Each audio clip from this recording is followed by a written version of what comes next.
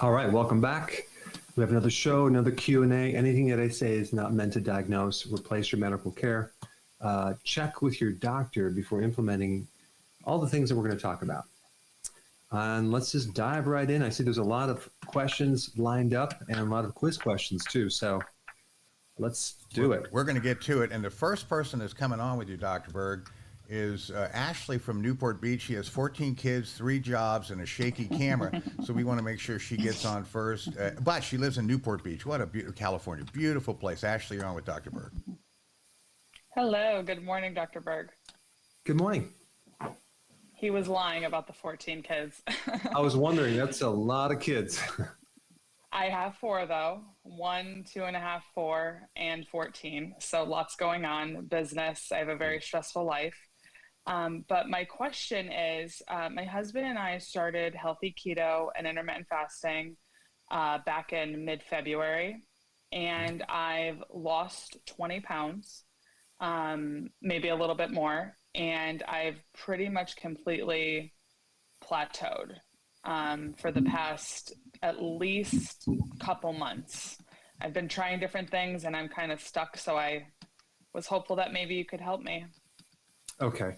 So, question, is your appetite gone? Do you no longer have an appetite, or you get hungry more than you should?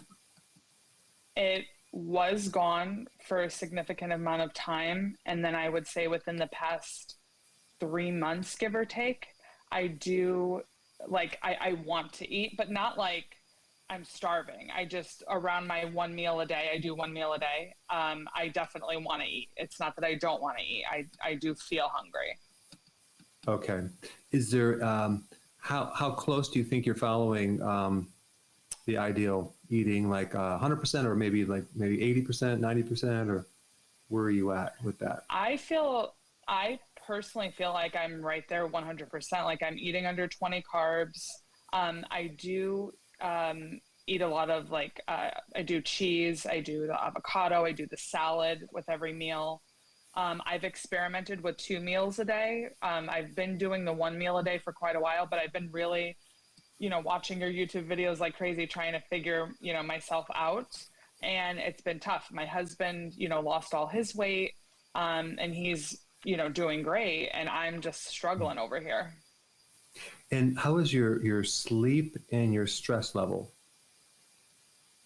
Stress level is horrible, if I'm being brutally honest. Yeah. Sleep is overall really good. I have amazing energy. Since, following this, my energy's definitely increased quite a bit. I feel like I sleep good. I definitely do wake up, sometimes it's with the little one here and there, but if I'm getting straight uninterrupted sleep daily, no. But I would say that I do get, decent sleep, but the stress is for sure a thing. Have you ever checked your ketones and your blood sugars, and do you have any of that data? Yes. My blood sugars are fine. I've been, following with my doctor. I was diagnosed years ago with PCOS. I did used to weigh 244 pounds. Right now I weigh about 164, 163. That's kind of the number I can't get past. My weight loss journey has been years in the making. I lost 20 pounds in 2011, and then it was another 20. I did something else, another 20. And the PCOS I've been checked for recently. I think it was in May, and she checked all my levels, my hormones, everything. And she goes, "You don't have PCOS. Everything, your testosterone, everything looks good." Got it. And then do you, I don't want to get into specifics with stress, but is there something that you can do about it, or is it just an uncontrollable thing where you're stuck between a rock and hard place? It's a work in progress with the stress for sure, but definitely just, I would say my day-to-day is pretty stressful just because of my family dynamic right now. We are making some changes to help with that.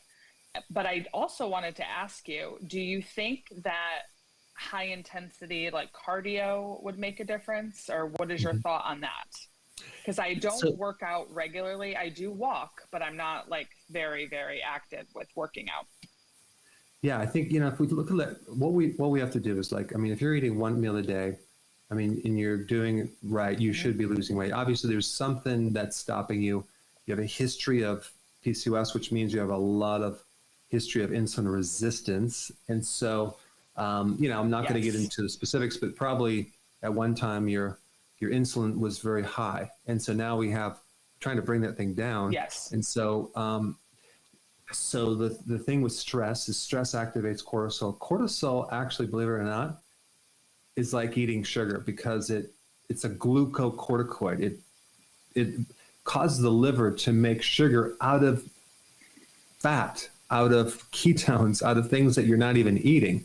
So that has to be the big reason. So I think you're right. I think that exercise, like intense exercise, maybe twice a week starting out, like really hardcore, just for your stress too, lower your stress, and actually mobilize some of this maybe extra sugar that the cortisol is making. So the stress thing is like. What about your supplement? Something to support the adrenal, and I think the best one for you would be the cortisol adrenal support. That would be good. I think that would help you. I purchased it. I haven't used it yet, but I did purchase it. We have, and I have used the blood sugar support. I've used that. I bought the flakes. I'm blanking out on the proper name for them, but we have those. The nutritional yeast flakes. Yeah. I take vitamins. I just really want to get to my goal of around 140, and then I've come a long way. I'll be 100 pounds lost if I do that. That's amazing. So you're on your way. So this next month, I just want you to focus really in on this stress. Do everything you can to counter it, to resolve it, to be more in control of it, because the good stress is stuff that you can control, like exercise, but then the bad stress is like out of your control, your family and all these other things. So if you could just sort out what do you have to do to kind of get to stress-free life as possible, and then let's see what happens. In the meantime, you can add the exercise, and you can also do maybe on the weekends do a longer fast. Then maybe do a 48-hour fast, because that will at least something that you can do about it, and to change things around until you're. That's one of the only things I haven't done is the 48-hour fast. I've kind of been a little hesitant, I'm not gonna lie, because I do feel hungry when it is my one meal a day time. So if you feel hungry, changing up meal times at all? What's going to happen is if you can just not eat, you're going to get hungry. But what's happening is your body is shifting over to burning fat to the point where, and then it'll shift over. So you'll go through a little bit of uncomfortableness, but then your body is forced, because of low glucose and low insulin, to now eat your own fat. And that is what you want to do. So when you're hungry, it just means that your body is still shifting over. And then when the hunger goes away, then we know you're in hardcore fat. It probably would help your metabolism too, because it'll drop down that set point. So I do recommend that regular prolonged fasting, 48 hours, like once a week. I think that's just what your metabolism needs because of the past PCOS problem. Okay. So give that a try. All right, that's great. Well, thanks so much, Ashley, for a great initial call. And boy, I do admire moms, 4 kids. When my kids were little, I'd just pick one up and say, "Lori, take this." So I'm very wimpy in that regard. I can't keep that many balls in the air at the same time. But anyway, so admire that. And I also love Newport Beach. Used to live there on 44th Street. So Ashley and I were reminiscing over that. But enough about that. Let's go to the first quiz question. All right. What is the cause of the most common brain damage in children? Now that's interesting. And it's not accidents. So let's see what people have to say about that. I'm talking about brain damage. What's the most common cause in children? All right. It relates to nutrition, by the way. It usually does, doesn't it, Doc? Let's see now. Okay, we've got to get to social media. They've been waiting over there patiently. And Jason from YouTube, how can I get rid of old acne scars? There's a product from Standard Process. You can look it up, do a search. It's called Dermatrophin PMG. And you have to take like one before bed for about several months. And that seems to help with old scars. And you can also add some topical vitamin E oil on the skin itself before you go to bed. Just rub that into the scar, and it'll help break down the scar. And then the last thing you could do is do some prolonged fasting, because you're going to trigger autophagy. And autophagy is going to clean out old damaged proteins, and that's what scar tissue is. Not just of your skin, but of the liver too. Wonderful. And Ricky, thank you for being so patient on YouTube. He was our first question today. Wants to know if he can use mustard oil on the keto diet. It's more available than olive oil in Southeast Asia. Oh, absolutely. That sounds like a good one. Absolutely. Terrific. Okay, Roy Lynn also from YouTube. If vitamin K2 adds more calcium to our bones, can too much cause bone spurs? No. It's not gonna go over. You're not going to be able to get more than your body's designed to get. So it's not going to be a problem. All right. OK is the moniker this person's going from. Their name is OK. OK Go, from YouTube. What are your suggestions to treat leg edema? Well, the first thing is potassium. You need more potassium based on your potassium to sodium ratio. So we need a lot more potassium, a lot bigger salads. You can get a potassium electrolyte supplement and just push out that fluid. But of course, then you want to also change your diet, because if you have edema, chances are you may be doing too many carbohydrates. That's the most likely cause, because when you eat sugar and refined carbs, your body stores that with fluid. So it tends to, just think about any type of sugar as a water retaining sponge. Okay. And so you hold water with sugar. Okay, that's terrific. Before we go to our first quiz answer, let's take one more from YouTube. Donna, can you discuss how to heal from and stop acid reflux? Usually the acid reflux is not enough acid in your stomach, believe it or not. It's kind of surprising to people, but if you actually take betaine hydrochloride, that's a good remedy, or even some apple cider vinegar, and you can get them in tablets, and you take that before a meal, maybe take like 4 of those, betaine hydrochloride, and that will acidify the stomach. So now the sensor and the valve on the top of the stomach can finally close, and then you don't have that acid reflux anymore. Now, a couple other things with acid reflux. If you take this betaine hydrochloride and it burns, that means you have an ulcer. So you can't really use that approach for a while. You have to kind of heal the ulcer first, then take the acid later. And you can search my videos on what to do for ulcers. Wonderful. Okay, our first quiz question of the day asked, what is the cause, or most common cause of brain damage in children, little kids? The audience said 77% say its cause is sugar, 20% say soy proteins, and a lousy 3% say lead. So this is interesting, because it's an iodine deficiency. When a mother doesn't have enough iodine in their diet when they're carrying a baby, or when they're breastfeeding, or the small child is deficient in iodine, what happens is that it really affects the growth and development of the brain, and you can end up not just with a lower IQ, but actual brain damage. So that's actually fascinating, that a nutritional deficiency could create damage. So it just goes to show you how important nutrients are, and what how important when you're pregnant, eating the right things. That's just so crucial, and you can prevent so many issues.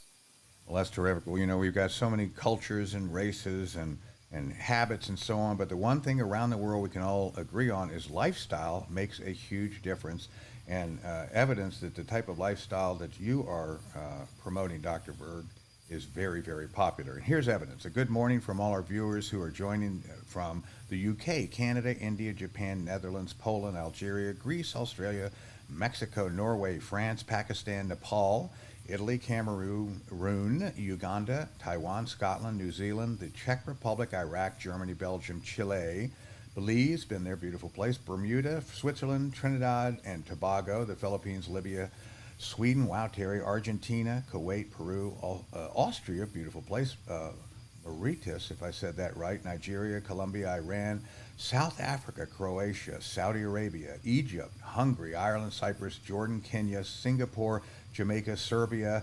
Boy, that's got to be a record. And all across these United States, and he probably had Canada in there. No, he did, our neighbors from the north. So thanks, everybody, for joining the show and making it such a big success. It is really growing. Our numbers are skyrocketing because of all the great content that we get from you listeners and questions in our green room. It makes it more interesting.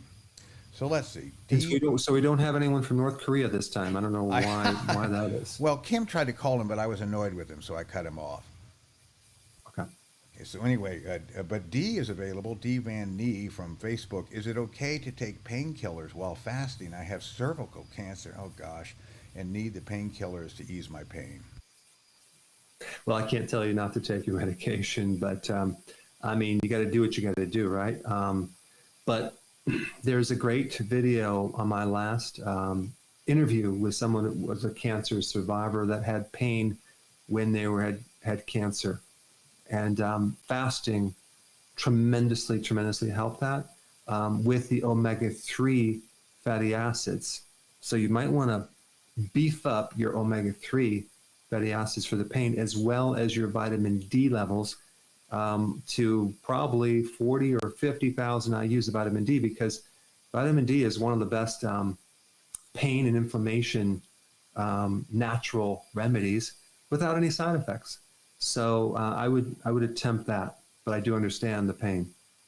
All right, we'll bring up another question in a second. One more from YouTube, and this is a pretty, unfortunately, common question that people would have from a lifestyle. Lima's from YouTube. Is it possible to reverse the damage by a life of partying hard? Frequent use of recreational drugs and alcohol has affected my breathing, mental health. What should I be doing now, presuming that he's ceased that sort of lifestyle?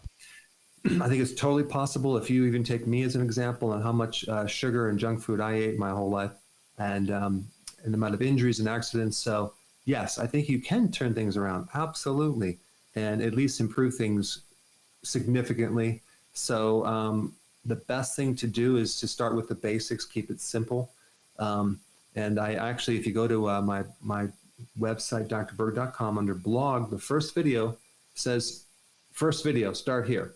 And then you can do the second video and the third video. So just to make it easy. But yes, you'd be surprised how far the body can come back.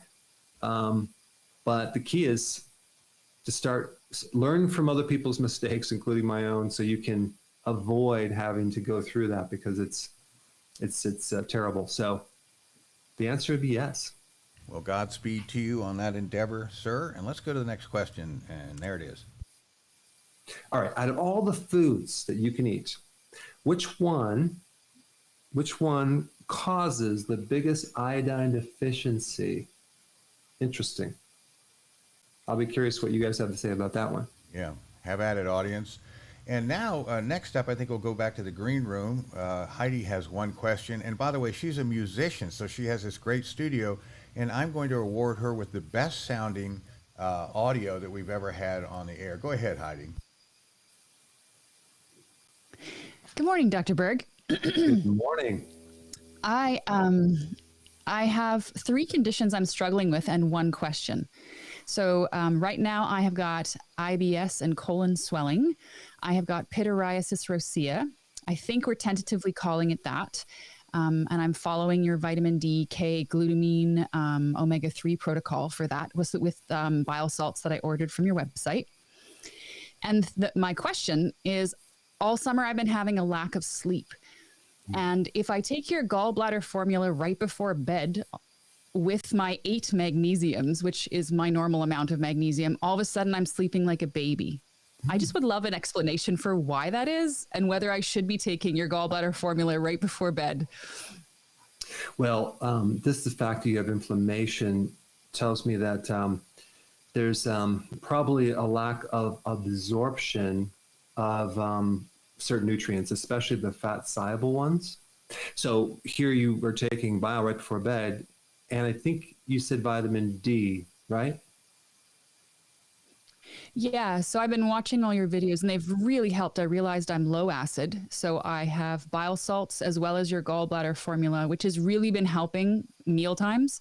Yeah. But for some reason, it's been really helping magnesium absorption. Yeah, well, you need magnesium for the absorption of vitamin D.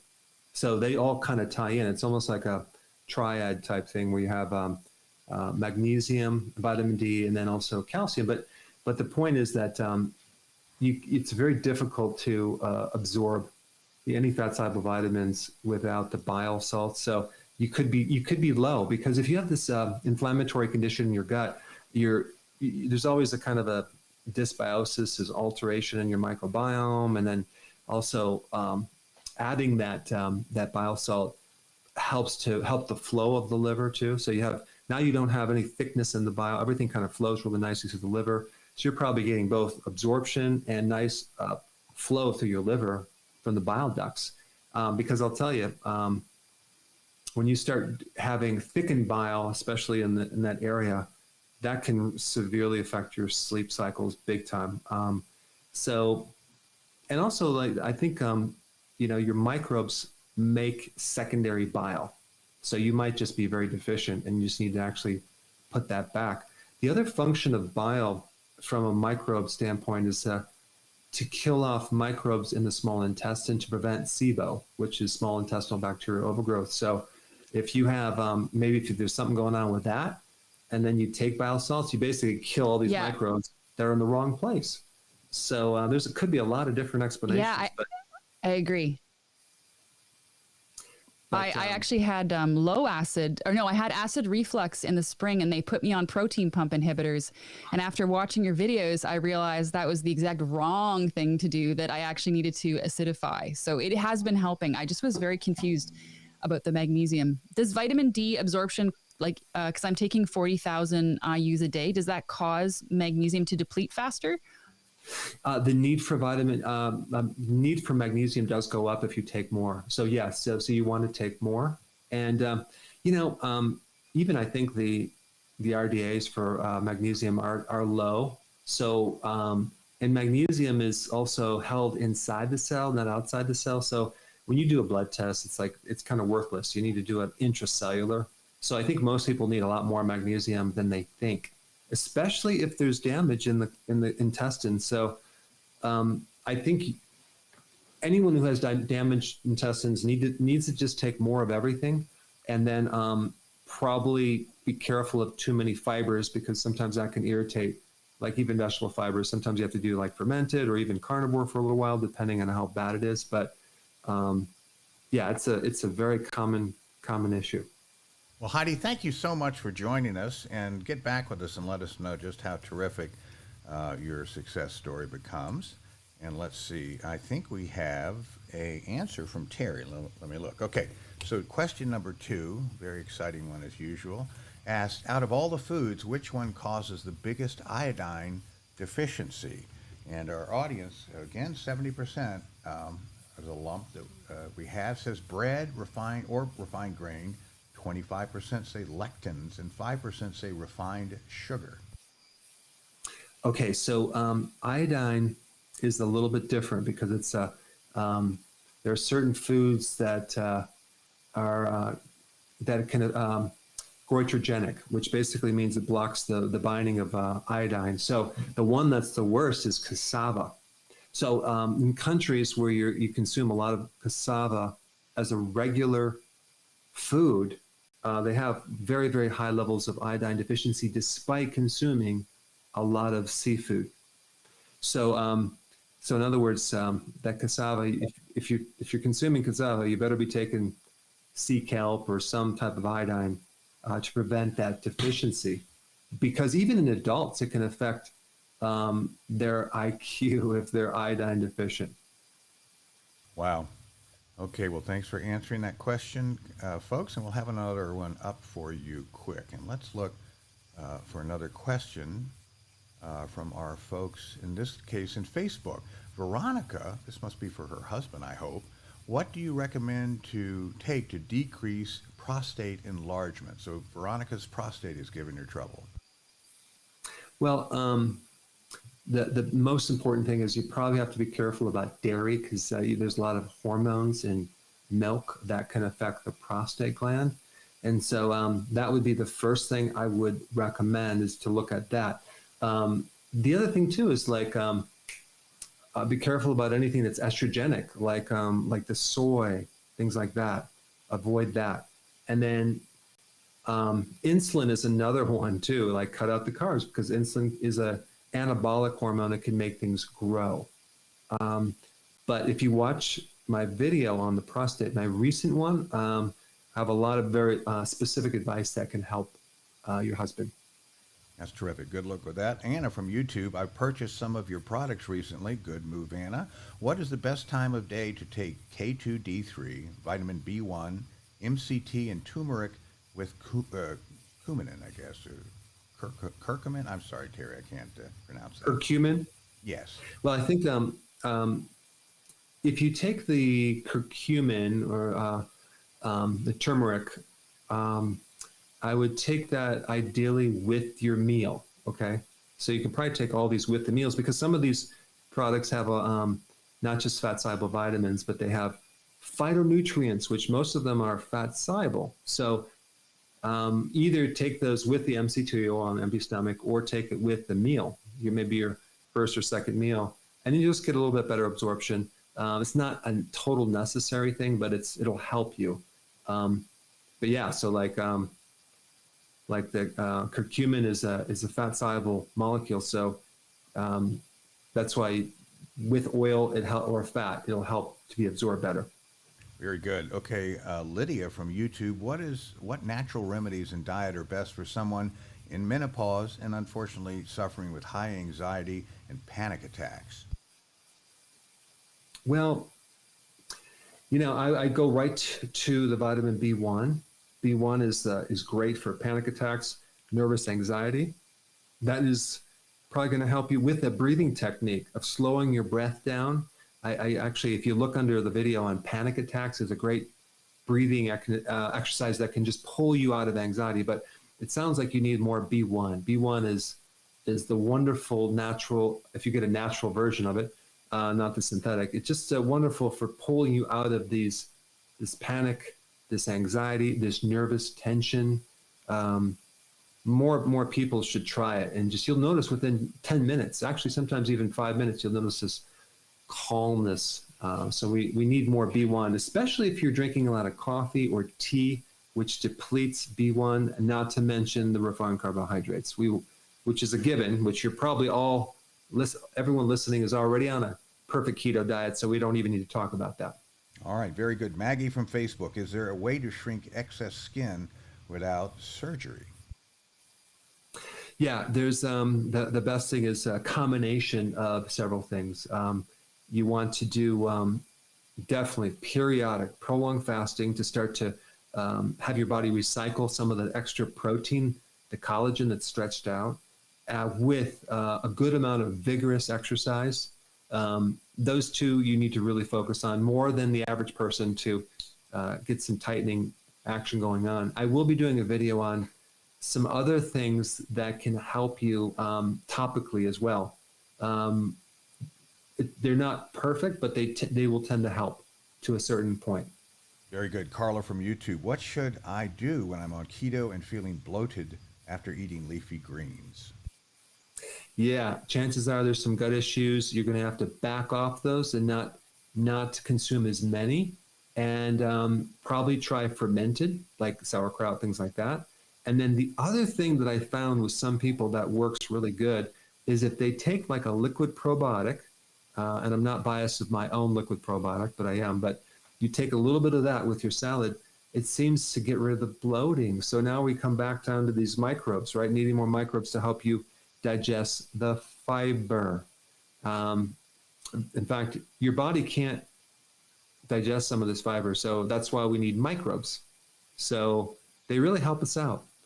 So they're just quite amazing that they can digest the fiber, but we can't. And so that just means that we need to fortify you a little bit more. Very good. Okay, next question up. This has got to affect at least half the world's population. A concern to them, Doc. What is the top food for pregnant women to endure a baby's health or to achieve a baby's health? Very good. Okay, dig onto that, audience. We know that won't take them very long at all. Let's go back to the green room, and we had a nice guy named Eric on with us in Tustin, California, a neighbor of Ashley, but then he upped the ante and went to the Virgin Islands, and that's where he lives now, and he has a rapid-fire single question for you, Dr. Berg. Eric, you're on the air. Hello, Dr. Berg. How are you? Great, thanks. I want to let you know that I've been doing healthy keto with intermittent fasting for almost 2 years, and I simply love it. And thank you for having me. It's an honor and privilege. And thank you for all the wonderful content that you post. Thank you so much. You're welcome. Yeah. So I have a question. I saw your video regarding intermittent fasting, and I guess I do have like a 3-part question, but they're all related to the same topic. But I'll make it quick. So my first part question is, how often should I do a prolonged fast for a healthy individual that does not need to lose weight? The last part of that question kind of disappeared. I was gonna ask how often should I prolong fast for a healthy individual that does not need to lose weight? Oh, okay. So I mean, if you just did a 48-hour fast every 2 weeks, I mean that would be enough. That would be hot. I mean, even if you could do it once a month, that would be good. But yeah, so just realize when you do these periodic prolonged fasting, you do a lot. You actually can shrink polyps, you can kill cancer with it, you can beef up your immune system, you can add to your longevity. So, it's one of those things where I wouldn't say the more you do it, the better it's going to be. Like for some reason, we can't fast indefinitely. That's dangerous. So we do it periodically, right? To the point where you still feel good and you have some fat to run it. But even a thin person has like 100,000 calories of extra fat on their body. So they can do easily periodic prolonged fasting. But I mean, ideally, between once every 2 weeks and once a month, that would be good. Mm-hmm. Yeah, and then my follow-up question with that is that do I need to be concerned with sarcopenia when doing these prolonged fasts? No, you don't, because that's more of a pathological breakdown of your muscle tissue with aging, typically, and that's in an unhealthy state where you see what happens when you do fasting. The body does it. It has all these amazing chromosomes and genes that just become activated to prevent muscle loss. So there's a protective mechanism there, and you get a spike in growth hormone. So you have this protein sparing action, it's called. And you don't have to worry about that. You're not going to develop sarcopenia at all. That's when you have a severe nutritional deficiency, when you're older, or when you're literally, in starvation. Yeah, and then my last question is regarding to autophagy, and my question is that what specific hour does that autophagy hits? Yeah, we don't know exactly, but it's roughly. I'm just going to give you my 2 cents on it. I think if you start getting into autophagy at like 18-hour fast. Of course, even when you exercise, there's a bit of autophagy, but when you start fasting 18 hours and then 20, then you start getting more, and then even 20, 23 hours, then you're getting some really good autophagy kicking in there. And then when you do like 3 days, like you get some serious autophagy. So autophagy is like a self-cleaning oven phenomena where your body's like just cleaning up, cleaning house, getting rid of old stuff it doesn't need, getting rid of plaquing in your brain, and helping your immune system especially. Yeah. Well, thank you so much. And yes, like when I did a prolonged fast before, like I made the same mistake as you did, where where I was like after a 5 week, like not a 5 week, but a 1 week fast, and I was eating this food and I just couldn't do it. So there was too much food. So I made the same mistake as you did. So thank you. So yeah, so lesson learned. So thank you so much. Learn from my mistakes. Well, I tell you what, our other contestants can learn from Eric, because he knocked out 3 questions fast and kept it tight. How professional is that? So we hope to hear back from you with all your successes, Eric, on the next round. Now, let's see. Did we ask this question? Yes, we did. Let me see if Terry's got an answer.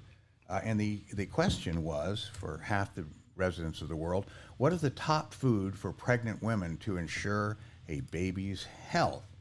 And Terry claims that the audience, 82% of them say omega-3 or fatty fish, 10% say foods rich in vitamin D, and 8% say foods rich in folic acid. Yes, you're all on the right track, but the absolute best food is the seafood, shellfish and seafood, because of the trace minerals in omega-3. All right, that's terrific. Let's see. Modester from Facebook, please discuss how to address chronic I thought it was cirrhosis. Cytitis? It's a cystitis, according to Terry. Cystis? So you're talking about a bladder, probably a bladder infection where there's pain, right? Is that what you're saying?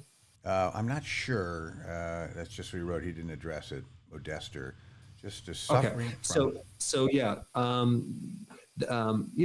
There's marshmallow root is a good remedy for that. But the bottom line is that I would drink a lot of water. I would probably add some apple cider vinegar. I would add lemon to the water. Start really increasing your flow of urine through there, because sometimes things can kind of settle and you can get a little infection. And then also, but the biggest thing is to change your diet. Make sure there's not any sugar to feed bacteria. So you got to keep the sugar way, way down. Well, that's great. Well, Terry, our grammarian, says it's cystitis. Cystitis. Thank you, Terry. He's always got my back. Okay, let's see. Where else are we? Honor from Facebook. I've only been eating beef, butter, bacon, coffee, and eggs in the last 8 days, but now I'm having pain in my knees, hips, tailbone. My ketones are high, and my glucose is 75. Any more recommendations? Well, are you doing enough greens and salad? I mean, I always recommend 7 to 10 cups. So it didn't sound like you're doing that. And also, when you do kind of like just the bacon, eggs, and heavy fat, you got to make sure you have enough bile too to support the flow of just the, so your bile doesn't get thick, and you have to digest that, and you might not be used to it. So go back to the either my book, which I don't have around here, or the website on exactly how to have that perfect meal to prevent some of the side effects that you're running into. Okay, Karen watching on YouTube, what's the best way to remove moles or skin tags? Iodine, you put a little drop of iodine on there with a little Band-Aid, and that seems to work the best, and it seems to make those things disappear. So try that out, and then I think you'll be surprised. Well, that's fantastic. Okay, why don't we go back to the green room? And Parisha from Virginia has been waiting very patiently for her one brief question for you, Dr. Berg. Hang on, let me get her up here. And Parisha, if you'd unmute yourself and go ahead with your question. Yes. Hi, Dr. Berg, and thank you so much for your time. So my question is, I had surgery back in 2013, thyroidectomy. They removed my thyroid gland. So basically, I don't have that gland, unfortunately. So since then, I'm on Synthroid. Also, my doctor think that I'm insulin resistant and I'm on metformin and pre-diabetic. So my A1C is normal, but he thinks that I'm insulin resistant. So I read your books, I watched your videos, I think according to the quiz, body quiz, I'm thyroid body type.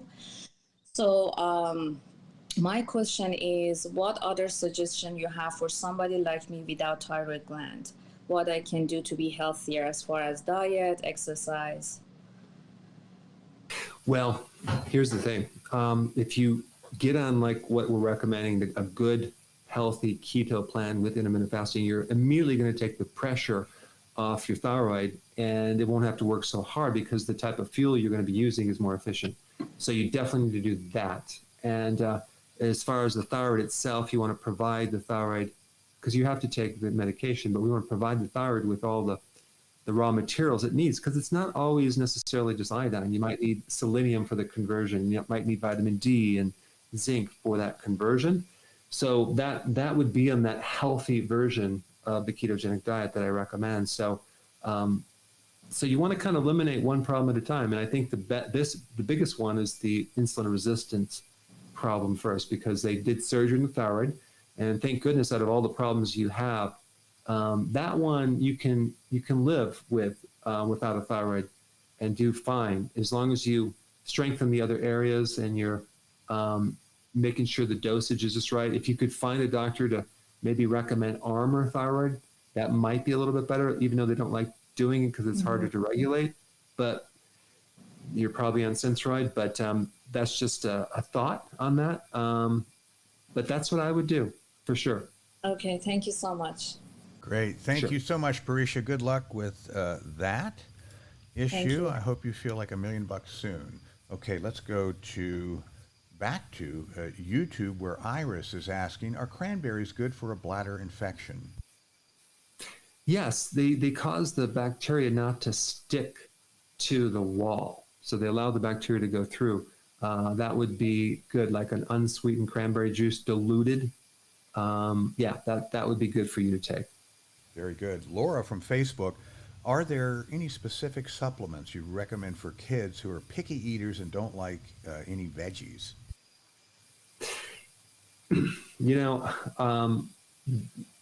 We are finally coming out. We finally actually figured out how to make a multivitamin taste good for kids. It's a kid's vitamin that has food base, because there isn't anything out there that's food based without the extra added synthetics and all that. So we have one that will be good. But there's also a veggie solution. It's called Veggie Solution. It's a drink with a combination of moringa as well as spirulina, the two things that are like super high nutrient dense, with flavored with a little bit of stevia. If you get that shake, it's called Veggie Solution. Put in some water and have your kids take that, at least in the meantime. But here's the thing that I'm actually would like to suggest: get a garden, get them to help you grow food. There's even these hydroponic or aeroponic units you can get in the house, and get them involved in growing salad and growing food that tastes really good because it's nutrient dense. Because you're going to find that when a child consumes like real nutrient dense foods, you'll be surprised how much they go, wow, this is very, very different. Most of the foods now and vegetables that you eat, it's like they're empty from the grocery store. So you go to the farmer's market, you find a farm locally that you can work with or grow your own, and you'd be surprised. Even Jared, my videographer, I gave him some asparagus that he absolutely hates from my garden.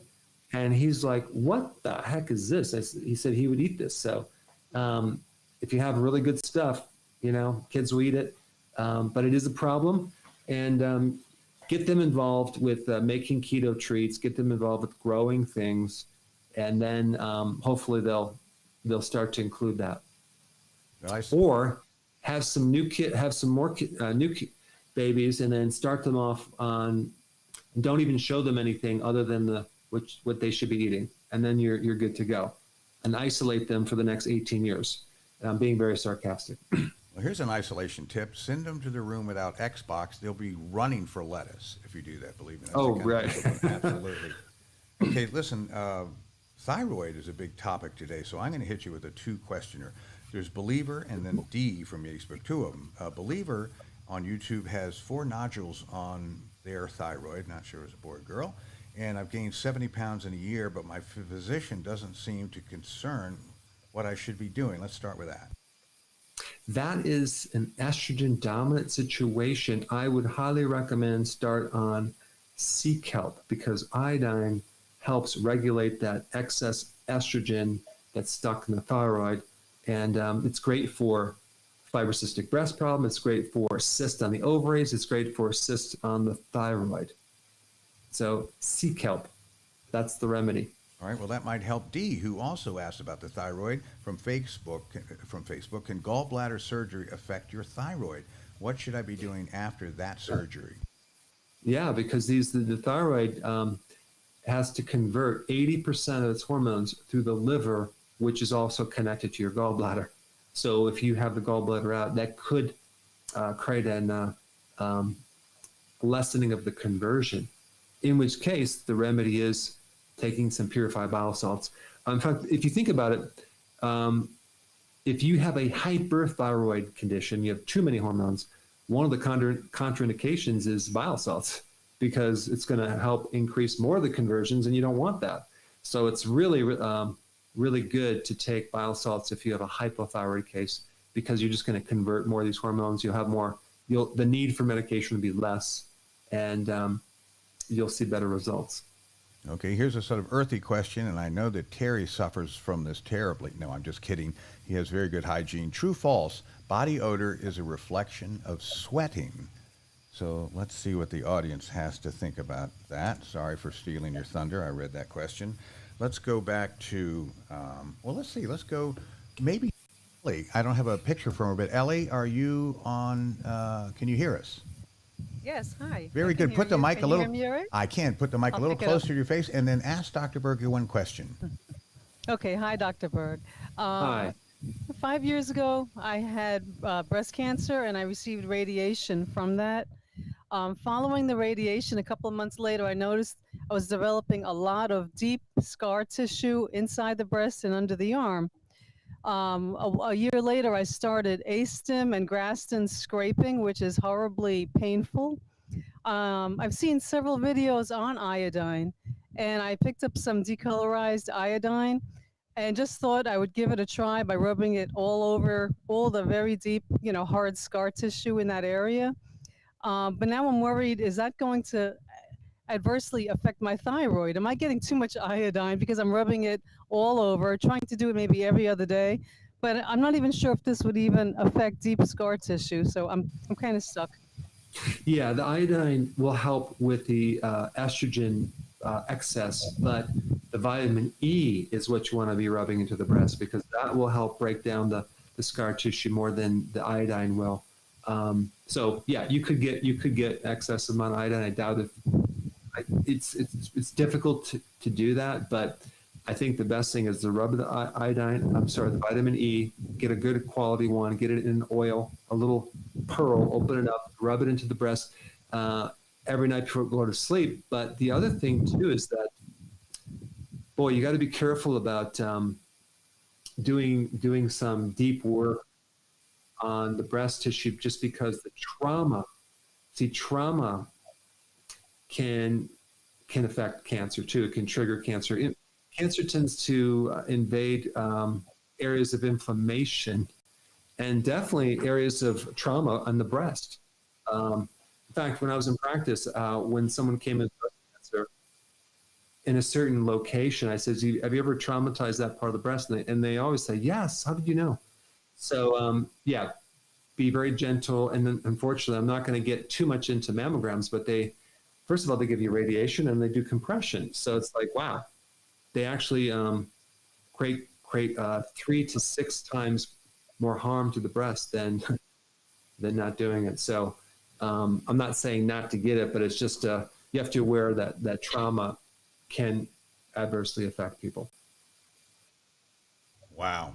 Well, Ellie, thanks for that question. Appreciate you. Yeah, or thermography, but realize too, if something shows positive on thermography, because thermography shows really tiny little things, and so does mammograph. They pick up tiny stuff, and you got to be careful, because a lot of times those tiny things are not cancer. And then if they misdiagnose you, and let's say they say you have cancer when you really don't, right? So now you get the surgery, you get the trauma, you get the chemo, you get the stress, the fear. I mean, it's just devastating, and that's actually not uncommon. So realize that there really isn't any accurate early detection for cancer. There's no test that can really ultimately detect that. And so the solution is to actively and aggressively do whatever you can to prevent it. Okay, thanks. Thank you so much. Appreciate it. You're welcome. Thanks for coming on, Ellie. And why don't we, Heidi, are you there? Can you hear us? You got your camera on? I see a mute button. Yeah, is she muted? Heidi, we want to talk to you. The doctor would like to speak with you. Oh, thanks. I already got to ask my question. I'm just listening to the end of the show and enjoying. My memory's fading. Doc, what do you do for failing memory? That's what I need to know. Well, Steve, more keto, more fasting for you. Sounds like a lot of work. All right, I'll do it. I know. I know. See. I'm going to delete her shot. Catch up here. Okay, let's see. See if we got an answer to the last question, or to the fourth question. Excuse me. And the fourth question asked, body odor is a reflection of sweating. And let's see, our audience, what did they think about that? 100% say it's false, and the culprit is bacteria. Somebody's been studying. Well, they must have watched my video, because that's absolutely true. There's 3 different sweat glands, and just sweating in general does not have an odor. It has to have the bacterial component and certain food for the bacteria. And 2 of those glands don't have enough of that organic material for the bacteria to consume to create the odor. So I'm going to be releasing a video on that, but it's an interesting thing. And then people, like, if they have bad odor, it just means that it's a bacterial issue that they need to deal with more than just a sweating issue. Okay, very good. Take that to heart, folks. Final question, Dr. Berg. Okay, what is the purpose of melanin? Okay, that's that pigment in your skin that changes the color of your skin. What's the purpose or function of melanin? All right, folks, dig into that. Pam from Facebook, what should be taken to replace hormones lost from a hysterectomy? Well, you have a backup. You have a backup gland, and that's the adrenals. So you need to strengthen the adrenals. And I would also, there's a really good remedy that I used in practice, and it's from Standard Process again. It's 2 things. One is eutrophin PMG, and the other is overtrophin PMG. You take both of those as directed on the label, and it seems to really help a lot of people. And so if you hear the lawnmower in the background, you know that's the perfect timing. Every time I do my show, either the leaf blower guy or the lawnmower comes right under my back of my window. So just Murphy's Law. It doesn't sound too bad on this end. Angela from YouTube, would Yerba Mate, if I said that right, be a good natural treatment for ADHD? Would it be better than taking Adderall or Ritalin? Well, I think anything would be better than that. And there's a lot of remedies for that. And I actually did a video on that. You can look that up. But yes, the Ritalin, the other medications for these conditions, oh my goodness. In fact, I don't know if you saw this, Steve, a very well-known scientific journal came out with, just published this credible study and said that they just now realized that there's no such thing as a chemical imbalance. There's no chemical balance. And so in some of these like depressive and anxiety states. So in other words, it's never been proven. It's not really a chemical imbalance. And it's just kind of a guess. And they found it's not true. And so you got how many millions of people on SSRIs that have massive side effects. I mean, just terrible side effects. And now what? Now what are they going to do, right? They're stuck between a rock and a hard place. So, for depression and anxiety, like, of course, they're not going to try vitamin D or B1 or magnesium or getting on the right eating plan. They don't look at the eating plan. They don't look at changing your body to ketones. But they're Dr. Eads, I think her name is, she's a psychiatrist, and she has a really good, it's Dr. Georgia Ede, EDE. Great data, great information on what you should do if you have any type of mental issues. Get the right food, feed the right fuel. And of course, they booted her out of, I think, Harvard because she wasn't on the party line. So, but she's helping a lot of people. So I would highly recommend watching her videos. Well, yes, that was big news. Much of us have read about it, and you're right. Where do you go from there? You know, there are withdrawal symptoms to many of those things, and it kind of keeps people on them whether they like it or not. So we hope that resolves itself with some new thing. Now, we're proud of ourselves because we got to every question today, and here's the last one, which asks, what is the purpose of, oh no, I'm sorry, we already did that, melanin is, oh no, that's right, we haven't gotten the answer yet. What's the purpose of melanin, the pigment in your skin? And our astute audience, 5 answers. 70% say melanin protects against UV rays, and 30% say it's for vitamin D absorption. I'm sorry, there weren't 5 answers. That was question number 5. 70% melanin against UV, and 30% say it's for vitamin D absorption. Okay, so yes, it's a protector. It's a natural sunscreen, so it protects you against UV, and also it's a very powerful antioxidant. Okay, so when you're low on antioxidants in your diet and in your skin, what happens is melanin starts to go up, and you start getting these little darker spots called aging spots, sunspots, liver spots. All that means is you're low on your antioxidants, and so melanin needs to increase to compensate for that. So I'm going to release a video on that and exactly what you guys should do if you have these discolored little spots on your skin. Okay, we've got about a minute left, Doc. Do you want to talk about the international ordering and how people can get your products? If you are wanted to order some products and you're not in the U.S., it can be expensive. So we now have ways to order. I'll put the links down below. So